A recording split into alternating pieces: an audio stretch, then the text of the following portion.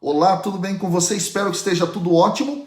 E hoje, nesta 27ª semana do Tempo Comum, nós vamos mergulhar num texto simplesmente espetacular, que traz ensinamentos maravilhosos para a nossa vida. É o texto de Lucas, capítulo 11, versículos de 5 a 13. Aqui nós temos uma questão fundamental. Trata-se da continuidade do ensino que Jesus deu aos seus discípulos nos versículos 1 até o 4 do capítulo 11, que é o Pai Nosso, e aqui ele continua falando a respeito de como é que deve ser a nossa oração.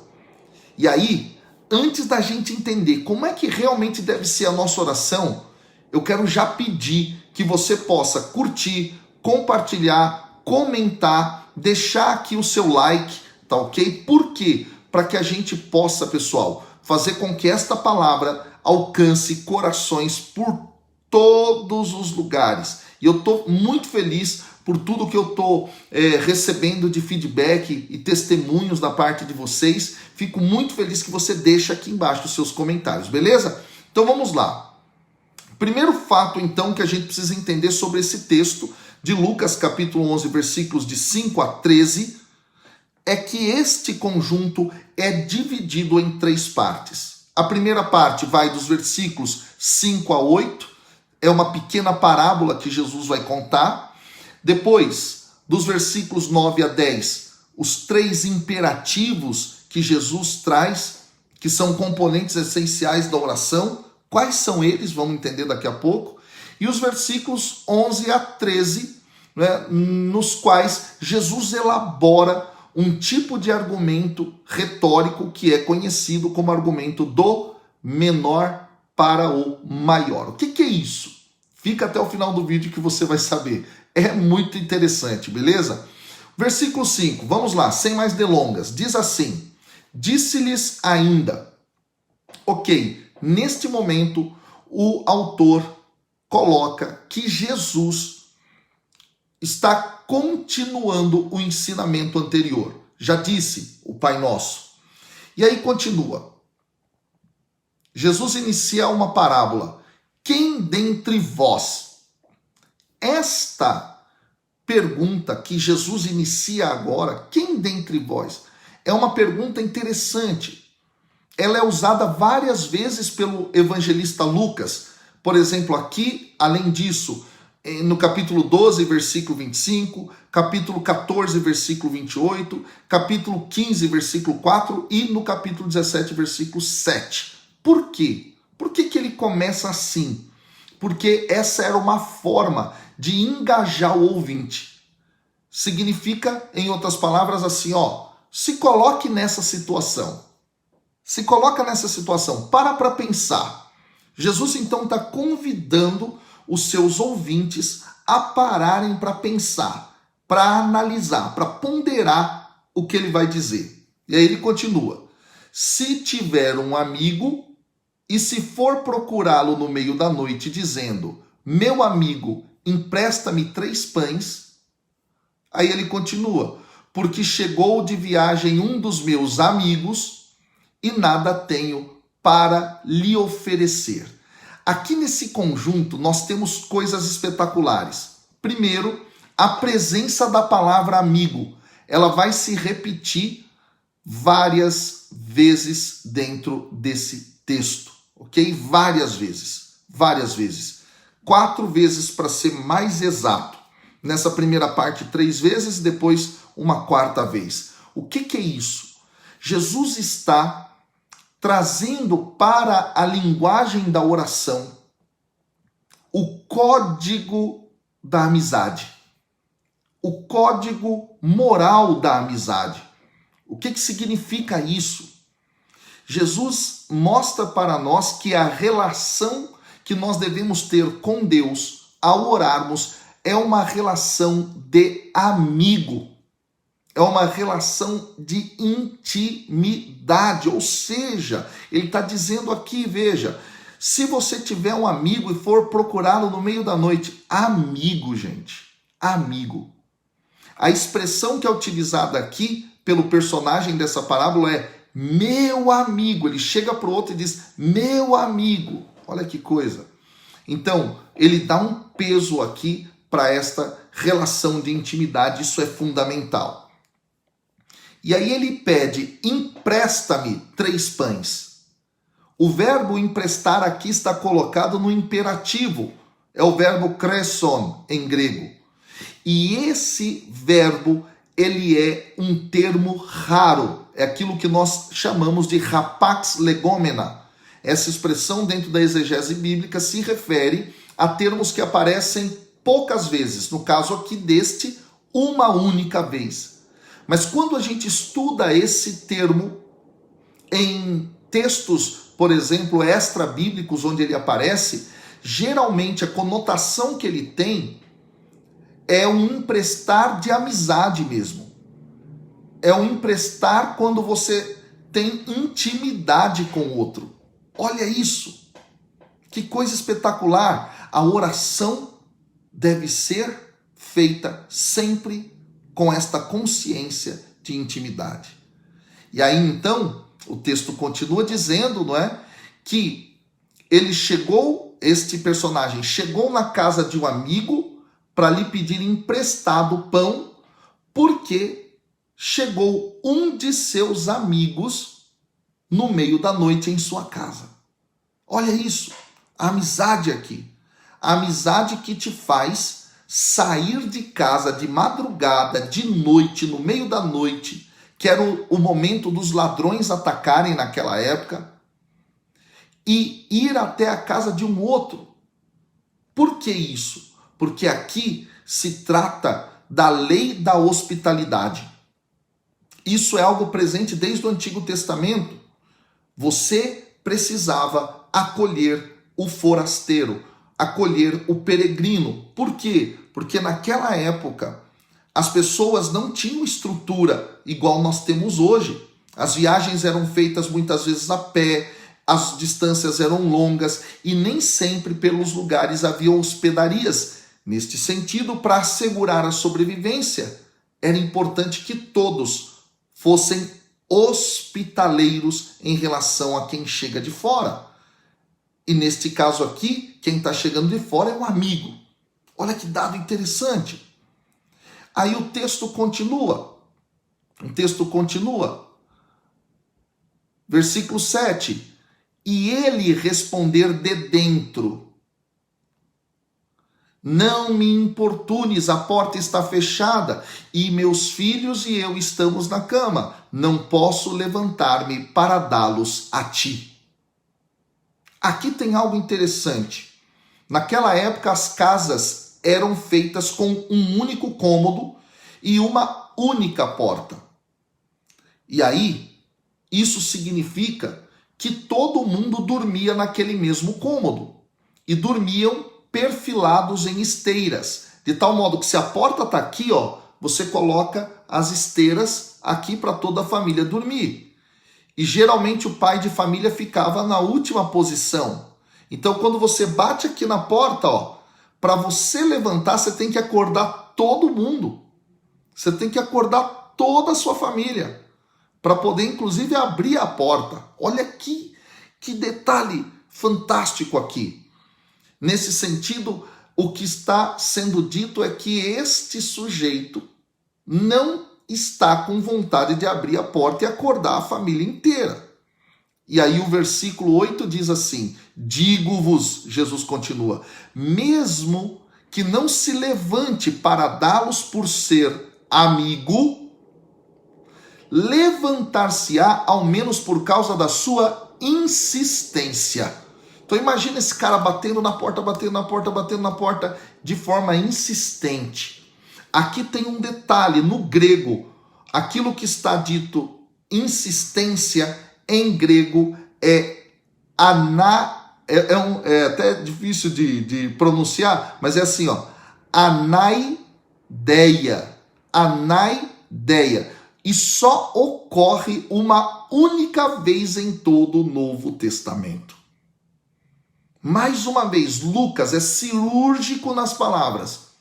Apenas uma vez. E sabe o que isso significa quando a gente olha para as vezes que esse termo aparece na versão grega do Antigo Testamento e na literatura clássica? Significa falta de consideração, falta de escrúpulo, falta de respeito, desavergonha, ou seja, falta de vergonha. E no caso, Flávio Josefo, o historiador greco-judeu, ele vai justamente usar também como falta de responsabilidade. Uau! Então aqui, com insistência, por causa da sua insistência, significa sem vergonha. Sem vergonha. A nossa oração deve ser assim, sem vergonha. Falar com Deus como um amigo de verdade. Como alguém que tem tal intimidade ao ponto de, no meio da madrugada, ser capaz de e ter a coragem de acessar o amigo. Então aqui Jesus está ensinando isso. Aí o texto continua. E lhe dará tudo o que precisa. Essa foi a primeira parte, gente. Olha só isso. Essa foi a primeira parte do ensinamento. Orar com intimidade. Agora nós entramos nos 3 imperativos. O versículo 9 continua assim, ó. Eu também vos digo, ou seja, dá-se início a uma outra parte da explanação a respeito da oração. Ele está agregando uma outra informação agora. E essa outra informação é justamente a referência aos 3 imperativos. Pedi, buscai e batei. Beleza? Agora vamos entender. Jesus diz assim, ó. Pedi e vos será dado. Aqui é um par de expressões. Pedi e vos será dado é encontrado com frequência dentro do Antigo Testamento grego, na Septuaginta, e também dentro do próprio Novo Testamento. Na Septuaginta a gente encontra isso onde? A gente encontra em 1 Samuel, no capítulo 1, versículo 17, em Salmo, no Salmo 2, capítulo 2, evidentemente, versículo 8, não é? E 2 Crônicas, também aparece esse par de palavras no capítulo 1, versículos de 7 a 12. E aí, o que é interessante? Esse par de palavras é utilizado no sermão que Jesus faz na planície. Exatamente. Lá em Mateus, capítulo 5, 6 e 7, é o sermão da montanha, aqui em Lucas é o sermão da planície. E no capítulo 6, versículo 30, esse par de palavras aparece quando Jesus diz assim: dê a todos os que lhe pedirem. Olha só. Jesus está nesse sentido assegurando que aquilo que será pedido será dado. Uau, isso é muito interessante. E aí vem o segundo par de palavras, a gente vai aprofundar nessa ideia, tá? Buscai e achareis. Esse par de palavras, ele ocorre também frequentemente dentro do Novo Testamento e inclusive dentro da própria obra lucana, né? No capítulo 2, versículo 44, no versículo 46, no versículo 48, e depois aparece também, inclusive, esse par de palavras no discurso que Paulo faz no Areópago, lá em Atenas, no livro dos Atos dos Apóstolos, no capítulo 17, versículo 27. Buscar e achareis. Há aqui algo interessante. No Antigo Testamento, várias vezes esse par de palavras também aparece no sentido de buscar a Deus. Buscar-me-eis e me achareis. Várias vezes isso ocorre. Então vamos guardando isso. E depois, batei e vos será aberto. É o terceiro par de palavras, que nos lembra imediatamente a porta da parábola que foi contada nos versículos iniciais. Aqui há algo interessante. Aqui há algo profundo. O que está sendo dito é que nós precisamos orar, em primeiro lugar, sem medo de pedir, buscando com todo o nosso coração aquilo que é essencial na oração, que é o próprio Deus. E terceiro, com insistência. Bate com insistência. Isso é algo maravilhoso aqui. Aí nós vamos para a parte final agora. E na parte final nós temos algo espetacular. Dos versículos 11 ao 13, Jesus vai construir um tipo de argumento presente nas técnicas da retórica. Ele elabora duas perguntas retóricas, cuja resposta é óbvia, e conclui com um ensinamento que coroa essa parábola, que coroa esse ensinamento. Então, a primeira pergunta é: quem de vós, sendo pai, se o filho lhe pedir um peixe, em vez de peixe, lhe dará uma serpente? Óbvio, né, gente? A resposta é: nunca vou dar uma serpente para o meu filho. Depois, ou ainda, versículo 12, se pedir um ovo, lhe dará um escorpião? Óbvio que você não vai dar um escorpião.